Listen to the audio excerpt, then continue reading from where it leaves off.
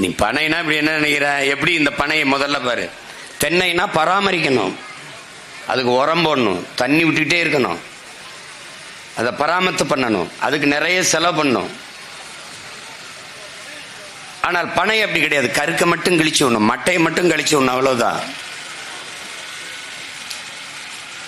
அதனுடைய அந்த சல்லடை கூட உனக்கு வடிகட்டியா மாறுது. மட்டை நாரா வருது, மட்டை வேலியா வருது, மட்டை நார் கட்டலா வருது, கொட்டானா வருது, ஓலை பாயா வருது, ஓலை கூரையா வருது, பனை சட்டமா வருது. இப்பதானே மரங்கள், அப்பெல்லாம் சட்டம் அந்த சட்டமா பயன்படுத்தி அதை வச்சுதான் வீடு கட்டணும், மச்சு கட்டணும். பிறகு பனை பெரிய பெரிய இப்பதான் நமக்கு இதுல கட்டுறான். முன்னாடி 4 பனையை வெட்டி போட்டு அதுதான் பாலம், அதுலதான் நடந்து போனா. எல்லா வழியிலையும் பயன்படுது. இந்த பனை மரத்தை நம்ம முன்னோர்கள் பார்த்திருப்பான். எப்ப பார்த்திருப்பான்? மருத நிலத்தில் பார்த்திருப்பான். எந்த காலத்துல எவனுக்கு தெரியும்? ஆதியில் மனிதன் செய்த வேலை வேட்டையாடுனா, பிறகு வேட்டையாடி உண்ட விலங்குகளை வளர்த்து உண்ணலாம் என்று ஆடு மாடுகளை வளர்க்க தொடங்கினான்.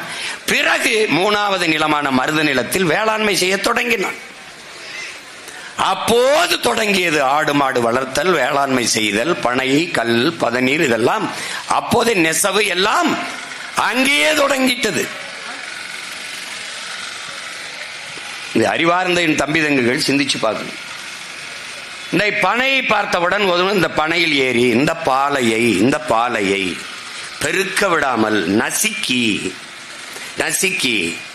அதை அறுத்தால் அதிலிருந்து நீர் வரும். அந்த நீரை ஒரு கலயத்தில் ஏந்தினால், அதை சேமித்தால், அதிலிருந்து அந்த பால் பனம்பால், அது கல்லாக மாறுது, அது பனம்பால்.